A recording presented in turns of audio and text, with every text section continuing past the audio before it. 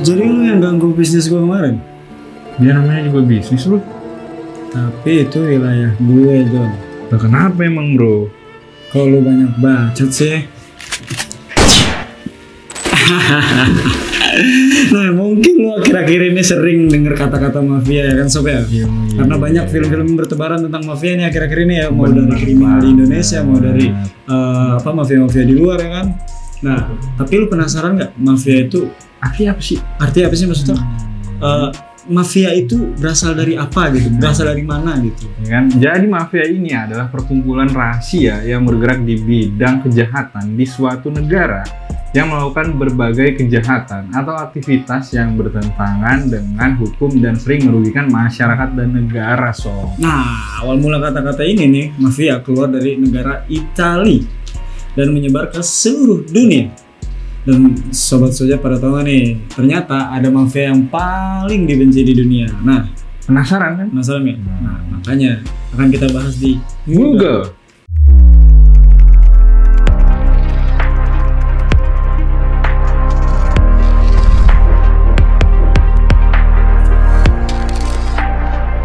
Oke, yang pertama ini ada mafia dari Meksiko, Sob. Nah, dia gimana pernah membunuh sebanyak 100.000 orang karena terjadi peperangan. Nah, nama mafianya ini adalah kartel Sinaloa, Sob.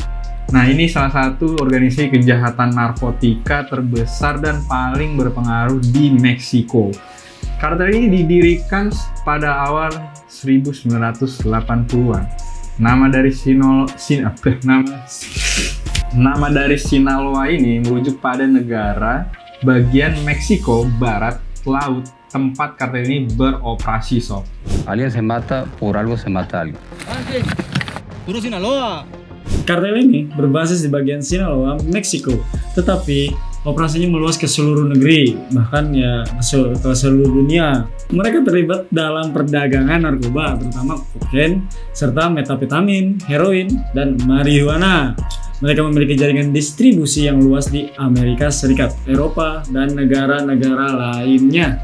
Si grup Sinaloa ini diketuai oleh Guzman. Guzman. Atau disebut dengan El Chapo. Its power has only continued to grow since the fall of El Chapo. Mereka terlibat dalam perang narkoba yang berdarah dengan kelompok saingan dan seringkali menggunakan taktik yang brutal, termasuk pembunuhan, pemenggalan, penyiksaan, dan intimidasi yang korbannya hingga 100 jiwa. El Chapo atau Guzman ini pernah ditangkap di tahun 1993, tapi berhasil kabur karena kekuatan mafianya, karena kekuatan linknya, karena kekuatan kenalan-kenalannya, karena kekuatan pasukannya tentunya. Setelah kabur, El Chapo jadi buronan di seluruh dunia. Pernah ketangkap juga terus kabur lagi hingga pada tahun 2016 El Chapo berhasil ditangkap dengan terjadinya baku tembak yang memakan banyak korban jiwa. Nah, di tahun 2019 beliau dijatuhi hukuman seumur hidup penjara di Amerika Serikat dengan keamanan yang super tinggi. Instead, they say the key was a tip to the police. Sean Penn, as he has said himself, was there to conduct an interview. He was not there as a part of any U.S. government effort to apprehend El Chapo. Mexican official tells NBC News Guzman's being held in isolation, not on the ground floor, to prevent another escape. Tapi, kan udah ketangkap tuh si El Chapo. Kan dia punya keluarganya. Nah, otomatis anaknya kan yang jadi ketua dari mafia tersebut. Iya, penerus ya. Iya, penerus. Namanya Ovidio Guzman. Guzman ya. Atau biasa dibilang dengan El Raton. Nah, atau dibilangnya tuh tikus karena suka kabur dari penjara, Sob. Gokil. Kalau di sini kan tikus koruptor ya. Nah, di bulan Januari anaknya yang bernama Ovidio Guzman ini ditangkap, Sob, dan memakan korban jiwa hingga 29 orang pada saat penangkapannya si Ovidio Guzman. Ada baku tembak lagi di situ ya. Terus sebelumnya Ovidio tertangkap juga, tetapi terjadi kerusuhan di kota Meksikonya. Dan pengikutnya ini mengancam presiden akan membunuh warga Meksiko dengan tuntutan melepaskan si Ovidio. Kan Ovidio tadi ditangkap tuh. Take a look at this video here. Parts of Culiacan have been besieged. The cartel burning vehicles there and setting roadblocks in an apparent effort to intercept Guzman. Karena kekuatan mafianya ya sob, mereka tuh kayak susah banget ditangkap gitu loh sob. Dan sekalinya ketangkap tuh ya kayak sebelumnya gitu, jadi memakan korban jiwa, terjadi ancaman di negaranya sendiri gitu. Jadi kayak pemerintahnya tuh memikir-mikir gitu kalau mau nangkap El Chapo ini. Apalagi mereka itu sering banget mengintimidasi pemerintahan nih karena mengganggu bisnisnya nggak lancar lah ya kan, karena kan kehidupan mafia pasti harus lancar semuanya, harus nggak boleh ada yang ngalangin, jadi pemerintahan aja pun diintimidasi ya kan. They're real-life monsters who took pleasure in torturing and killing their enemies. Sometimes they even kill innocent women and children as a way to punish a rival cartel member or police officer who refuses to do their bidding. Dan sampai sekarang kartel ini tetap masih eksis lah, masih eksis, dan pemerintah masih menaklukkan dengan membayar korban jiwa. Maksudnya pemerintah masih menerima laporan kriminal yang terjadi lah ya, termasuk korban jiwa yang ada. Kekayaan mafia ini mencapai 1 miliar USD. Nah, kayak pasti lebih banyak nih dari ini sebenarnya ya kan, cuman ada gambaran-gambaran dari apa berita-berita gitu ya, yang disusun rapi. Karena supaya mafia ya, masa duitnya ketahuan. Ya, masa kalau ketahuan ya bukan mafia dong. Bukan mafia, jadi koruptor. Salah. So during 2005 to 2008, our husbands trafficked $2 billion to Mexico. And we would see these houses full of money. You know, they had hydraulic walls that would just come out like 007 with millions of dollars. Nah, yang kedua ini ada mafia yang terkenal cerdik, terkenal cerdas. Kenapa begitu? Karena dia melakukan tindakan-tindakannya untuk menghancurkan lawannya, melakukan konspirasi, propaganda lah untuk menghancurkan lawannya. Cara yang hebat untuk menghancurkan. Yoi, dan nama mafianya itu adalah Mafia Sicilia. Nah, mafia ini berasal dari Italia, yang awalnya mafia Sicilia ini muncul sebagai kelompok rahasia yang bertujuan untuk melawan pemerintahan asing yang menduduki Sicilia pada abad ke-19. Bisa dibilang ini dulunya inilah pahlawan di lokal lah, pahlawan lokal. Kayak kekaisaran Romawi, kekaisaran Arab, kekaisaran Spanyol pada abad 19 itu. Dan ini munculnya, ini mafia pertama ya. Mafia ini mafia pertama. Iya, jadi namun pada abad 19 ini mafianya sangat dominan ya, karena pertama gitu ya kan. Sehingga mafia Sicilia ini juga terlibat dalam berbagai kegiatan kriminal, termasuk perdagangan narkoba, pemerasan, pencucian uang, penipuan, perdagangan senjata, dan pembunuhan. Mereka memiliki pengaruh yang kuat di sektor bisnis sob, termasuk politiknya dan lembaga pemerintahan di Sicilia sendiri. Mafia Sicilia juga terlibat dalam konflik berdarah dengan kelompok saingan dan sering juga menggunakan kekerasan sebagai cara untuk mempertahankan wilayah mereka. Belum gitu sih, lawan-lawan mereka tentunya. Iya, betul. Dan mafia ini paling ditakuti ketika dipimpin oleh Salvatore Riina. Jadi ada salah satu pemimpinnya namanya Salvatore Riina, juga disebut bisa dibilang El Chapo dei Chapi, bos dari semua bos. Bos dari semua bos. Julukan ini disematkan padanya karena memang si Riina ini merupakan pemimpin mafia yang kejam dan akan melakukan apapun demi mencapai tujuannya. Dan di tahun 92 aja nih, 1992, mafia ini bertanggung jawab atas pengeboman yang menghilangkan banyak korban jiwa, termasuk 2 hakim anti mafia di Italia. Anti mafia aja dijeder ya kan. Apalagi orang biasa, pecah pala. The mafia suspected in a car bomb attack last night in the swank residential neighborhood of Rome. At least 23 people were hurt there. 50 cars destroyed and a building badly damaged. Riina, ketua yang paling kejam ini berhasil ditangkap di tahun 1993. Oh, berarti pas habis pengeboman itu ya? Jadi setahun setelah pengeboman, dia ditangkap dan dijatuhi hukuman seumur hidup di penjara super ketat di Italia. Oke. Nah, beliau meninggal di tahun 2017 karena kanker ya. Berarti di penjara tuh meninggal pas di penjara karena penyakitnya. Nah, pemerintah Italia telah melakukan upaya besar untuk memberantas mafia Sicilia ini.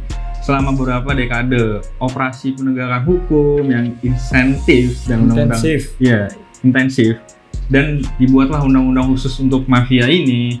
Tapi mafia ini tetap menjadi kekuatan yang signifikan di Italia, masih memiliki pengaruh dalam beberapa wilayah hingga saat ini. Ya iyalah, kenapa enggak? Soalnya kalau menurut data yang kita cari, kekayaan mafia Sisilia ini bisa diperkirakan melebihi 44 miliar euro. Gila, itu dari mafianya doang tuh ya? Dari aksi kriminal-kriminal yang ada terkumpul ya, menurut data segitu. Pasti lebih lah ya kan? Pasti lebih, namanya mafia ya kan? Torino ha rappresentato per molti noi siciliani che abbiamo operato nel mondo dell'informazione, ma non solo, anche la gente comune, l'espressione massima del male, della malvagità. Oke sob, ini yang ketiga ini ada mafia sadis, dimana dia melakukan pembunuhan saat Valentine. Valentine kan pas lagi hari kasih sayang, dia malah membunuh orang di situ, malah menghilangkan nyawa. Gila. Namanya adalah Sindikat Capone. Nah, sindikat ini mengambil nama dari ketua Al Capone, Alphonse Gabriel. Nah, ini seorang gangster terkenal yang menjadi salah satu figur sentral dalam organisasi tersebut. Nah, Al Capone ini berasal dari kawasan Brooklyn di New York. Kawasan Brooklyn, New York, dan pindah ke Chicago. Sindikat Capone ini berasal dari kawasan Brooklyn, New York, dan pindah ke Chicago pada awal 1920-an. In the 1930s, Al Capone bribed news reporters to avoid his mother finding out he was a gangster. Di Amerika itu kan ada era larangan alkohol ya kan, pada tahun 1920-1933 gitu kan. Sindikat Capone ini memperoleh kekuasaan dan kekayaan melalui perdagangan dan distribusi alkohol ilegal. Memanfaatkan ya? Dimanfaatin, misalkan larangan nggak ada nih, ada larangan nih. Nggak ada, jadi dia ilegal nih. Jadi semua orang pada nyari ke dia dong, pastinya dong. Mereka terlibat dalam kegiatan penyelundupan alkohol yang berasal dari Kanada dan diproduksi serta didistribusi minuman keras di kota Chicago. Dan sindikat Capone ini menjadi salah satu kelompok kriminal paling dominan dan berpengaruh di Amerika Serikat pada masa itu tentunya. Gak hanya minuman keras tadi nih, alkohol tadi yang dia ilegal, dia juga merupakan sindikat kriminal yang terlibat dalam perdagangan senjata, ya kan, narkoba tentunya pasti, masa enggak kan? Ada beberapa bisnis gelap lainnya seperti prostitusi, pencucian uang, suap menyuap, dan tentu saja dalam dibalik banyak kasus pembunuhan. Sob, persaingannya dengan mafia lain memicu sebuah klimaks. Bernama pembantaian Hari Valentine yang tadi gue bilang. Itu ngeri banget. Nah, itu terjadi pada bulan Februari 1929, di mana Al Capone terlibat dalam pembunuhan sadis terhadap 7 bos mafia yang dianggap sebagai pesaingnya, Sob. Ini pesaingnya aja nih, langsung dijeder, gimana lo yang kroco-kroco ganggu dia ya kan? Pasti langsung dikesetin doang sama dia, man. The St. Valentine's Day Massacre. 7 members and associates of the North Side Gang were brutally murdered in a Lincoln Park garage. Al Capone ditangkap 17 Oktober 1931. Yang lucunya nih, tuntutannya adalah penggelapan pajak dan bukan karena aksi pembunuhan. Padahal dia ngebunuh ya, Sob? Iya, dituntutnya gara-gara penggelapan pajak. Mungkin ya nggak apa-apa lah, yang penting dia ke penjara lah kan. Ada tuntutan jelas, ya kan. Mungkin pas kriminal pembunuhan belum ada buktinya. Mungkin. Nah, kenapa begitu? Kenapa? Karena penggelapan pajak. Iya, soalnya ada dari Internal Revenue Service, dia itu kayak ini ada apa nih di Badan Pajak Amerika Serikat, yang dicek ternyata pendapatan dari kegiatan ilegalnya itu banyak. Kan duitnya banyak kali ya. Kan pajaknya nggak masuk tuh, soalnya ilegal kan, perdagangan dia semuanya alkoholnya, senjata segala macam. Dan Al Capone dipenjara di Federasi Alcatraz dengan meninggal pada tahun 1947 karena kerusakan otak. Otaknya rusak tuh ya. Banyak nonton. Setelah Al Capone ini dipenjara, sindikat ini mengalami kemunduran, Sob. Dan akhirnya sindikat ini berhasil dibasmi dari Amerika Serikat. Dan terakhir kekayaan sindikat ini mencapai kurang lebih 1,3 miliar US dollar. Ini juga ada filmnya nih. Ada filmnya juga di Netflix. Silakan ditonton. Do you know what the difference is between Adolf Hitler and Al Capone? Hitler's dead. Capone lives like a king in Florida. He has full-blown dementia. I have reason to believe it could all be an elaborate act. Oke, yang keempat ini ada mafia terkaya di seluruh dunia dan hingga saat ini masih dijuluki dengan mafia terkaya. Siapa ya? Dari antara mafia-mafia itu terkaya nih. Ini yang terkaya nih. The Real Rich Mafia. Oh. Nama mafianya adalah Kartel Medellin yang diketuai oleh Pablo Escobar. Pasti tentunya sobat saja udah pada nggak asing ya kan? Iya. Dengan nama Pablo yang Escobar. Nyanyi. Pablo. Ada penyanyi namanya Pablo. Kartel Medellin ini sebuah kelompok kriminal yang memasok narkoba ke seluruh dunia. Dan anggota kartel tersebut diketuai telah melakukan pembunuhan. Beberapa sumber mengatakan ada sekitar 4.000 orang yang menjadi korbannya. Membunuh orang sebanyak 4.000. Buset dah, gila banyak banget. Nah, pada tahun 1989 juga Escobar dan kartel Medellin bertanggung jawab atas rangkaian kriminal yang paling mematikan di Kolombia, di mana dia membunuh calon presiden Cesar Gaviria Trujillo. Calon presiden dibunuh. Upaya pembunuhan. Upaya. Nah, kartel Medellin ini menempatkan sebuah bom di pesawat Aviana penerbangan 203. Alhasil pesawatnya meledak dan menewaskan 107 orang. Gokil. Udah kayak terorisme ya. Demi membunuh calon presiden. Demi upaya. Iya, upaya. Tapi untungnya selamat presidennya. Pada masanya kartel ini sangat menakutkan di negaranya, bahkan di dunia. Itu dia ditakuti. Kenapa itu? Karena siapapun yang menghalangi bisnisnya bisa berujung kehilangan nyawa sob. Iya. Lu lagi jalan aja nih. Iya. Lu tembak gitu enggak sih? Parah nggak segitu kali. Nggak tahu kita nggak di zamannya. Dan ditambah kekuasaannya itu merembet di dalam pemerintahan dan kepolisian. Jadi dia punya punya ordal-ordal ya kan. Banyaklah dia suap-suap buat mendapatkan kesempatan-kesempatan dalam bisnisnya ya kan. Apalagi kalau nggak menerima suapnya nih pasti langsung ditembak. Di polisi, di pemerintahan nggak menerima suapnya nih, lu disodorin duit nih. Gue mau jalanin bisnis ini. Ditolak nih sama dia. Nggak mau bang. Mati. Langsung gitu. Kasian. Tetapi pada 2 Desember 1993, Badan Anti Narkoba Kolombia dan Badan Anti Narkotika Amerika Serikat berhasil melumpuhkan si Pablo Escobar itu, sob. Nah, dalam tidak bernyawa. Dan semenjak saat itu, kartel ini dibubarkan dan terus dilakukan penangkapan pada anggota keluarganya. Bahkan bawahannya juga. Pasti ini lah, masih ini lah. Masa ya, sebesar itu nggak ada. Udah dunia apalagi. Soalnya yang di diburu tuh nggak cuma Kolombia doang, banyak orang. Banyak banget. Dan soal kekayaan Pablo Escobar ini memiliki kekayaan sebesar 30 miliar US dollar atau setara 450 triliun rupiah dari hasil kejahatan yang dilakukan. Dia juga dijuluki sebagai mafia paling kaya hingga saat ini. Banyak juga sebenarnya hal-hal unik dari Pablo Escobar ini ya kan. Mungkin bisa kalian tonton di Netflix atau bisa kita ceritain besok-besok nih. Mana tahu kalian lebih penasaran nih soal Pablo Escobar ini apa aja sih keunikannya. Lu malas nonton di Netflix ya kan? Atau malas cari di YouTube? Kita singkat. Nih cari di Soul of Jakarta ya. Tentunya di Google ya kan? Komen di kolom bawah. Pablo Escobar has been identified by American authorities as Colombia's leading exporter of cocaine. The Escobar family has reportedly amassed nearly $2 billion smuggling 1,100 pounds of refined cocaine into the United States every month.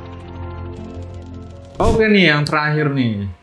Ini mafia nih, nggak ada yang nggak tahu ya. Nggak ada yang nggak tahu. Nah, ini mafia yang memiliki keberanian dan kekuatan yang ditakuti hingga saat ini, sob. Sangat takuti. Dia ini ada ciri khasnya, sob. Dia punya tato. Mafia-mafia apa yang punya tato? Coba 5 detik lo tebak. 5, 4, 3, 2, 1. Nah, nama mafianya adalah Yakuza. Gokil. Ikudominah gitu. Nggak.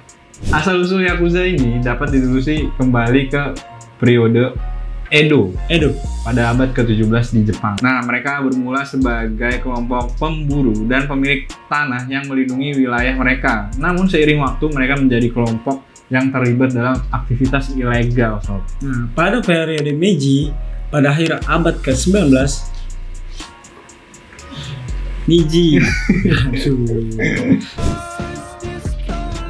Yakuza mengalami peningkatan pengaruh dan kekuatan, dan mereka terlibat dalam kegiatan kriminal yang melibatkan perdagangan opium.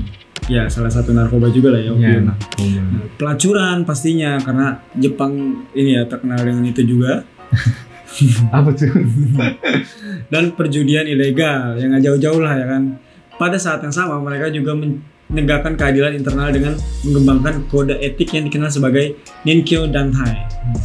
Apa itu artinya? Yang menekankan kesetiaan, keberanian, dan pengabdian kepada kelompok. Pada saat diketuai Kazuo Taoka atau biasa dibilang Kuma, ternama dengan kekejamannya. Bahkan ya sob ya, asal lo tahu nih, asal kalian tahu, si Kazuo Taoka ini disebut sebagai ketua Yakuza yang paling ditakuti sepanjang sejarah Yakuza. Takut. Singkatnya, sempat terjadi peperangan saudara antar Yakuza. Nah, si Kazuo Taoka ini sempat lolos dari penyerangan, tapi ternyata Taoka ini justru kalah oleh serangan jantung. Padahal udah lolos ya? Iya, lagi lolos ini. Ternyata jantung yang membunuh. Yang mencabut nyawa itu ternyata jantung, bukan peperangannya juga kan. Pada tanggal 23 Juli 1981 ya, dia menerima serangan jantung tersebut. Di mana itu 1 bulan sebelum ia akan menerima putusan hukuman dari pengadilan distrik Kobe. Nah, Yakuza ini terlibat dalam berbagai kegiatan kriminal seperti yang tadi kita sebutkan ya sob ya. Mereka juga terlibat dalam pemerasan dan proteksi ilegal serta berbagai bentuk kekerasan dan intimidasi. Ya pokoknya di Jepang itu karena banyak kaki lima ya, istilahnya pungli. Kolekan. Dia melindungi lu. Ini wilayah lu, toko lu bakal di sini terus bro. Tapi lu bayar. Kayak reman-remannya pasti kalian juga tahu lah. Kan kita nggak usah sebut siapa dan apa organisasinya. Betul. Ya. Tapi Anda tahu? Tahu, di Tanah Abang banyak. Enggak ada, Tanah Abang bersih, kacau nih orang nih. Bang, cari deh bang. Pemerintah Jepang telah melakukan upaya untuk merangin kejahatan-kejahatan dari kriminal-kriminal dari komunitas dari organisasi Yakuza ini ya kan. Untuk mengurangi pengaruh mereka tentunya di masyarakat. Tapi meskipun demikian, Yakuza masih ada dan terus beroperasi hingga saat ini. Dan mantan Yakuza nih banyak nge-speak up juga sebenarnya. Lu kalau di Yakuza tuh begini, wah dengan cerita itu serem sebenarnya. Iya, ada yang potong jari. Ada yang potong jari untuk gara-gara salah, gara-gara gagal tugas ya, pokoknya banyak lah. Mungkin kalau mau fun fact-nya nih atau beberapa tentang Yakuza, atau kita dalami lagi pengobrolannya. Karena nih Yakuza nih panjang banget. Kalau diceritain bisa 3 hari. Enggak dong. Kelamaan. Nah, kolom di komen aja kalau kita mau bahas Yakuza. Karena salah kita harus minta maaf. Caranya di dalam Yakuza minta maaf dipotong jarinya. Dia memotong jari sendiri seperti itu. So, kita udah bahas 5 mafia paling benci di dunia. Ternyata banyak nih. Banyak. Dan punya sejarah masing-masing. Dan sampai saat ini masih ada sob. Dan masih ada, walaupun nggak sehebat dulu. Namanya nggak seterang dulu. Cuma tetap kita harus berhati-hati ya kan. Nah, menurut kalian nih gimana sob? Ada nggak mafia yang sampai sekarang dibenci dunia? Komen di bawah, atau mungkin yang tadi kayak Yakuza, Pablo Escobar mau perangin dalam satu episode ya kan. Siapa tahu kalian makin penasaran? Langsung aja komen di kolom komentar. So thank you buat kalian yang udah nonton sampai akhir. Jangan lupa di like, subscribe, di komen tentunya apalagi yang mau kita bahas selanjutnya. Dan bagi kalian jangan lupa cek website kita di solosjakarta.id supaya apa aja dapat info menarik dari kita sob. Besok jangan hancurin bisnis gue lagi, oke? Wilayah gue. Nggak bisa bro. Wilayah gue.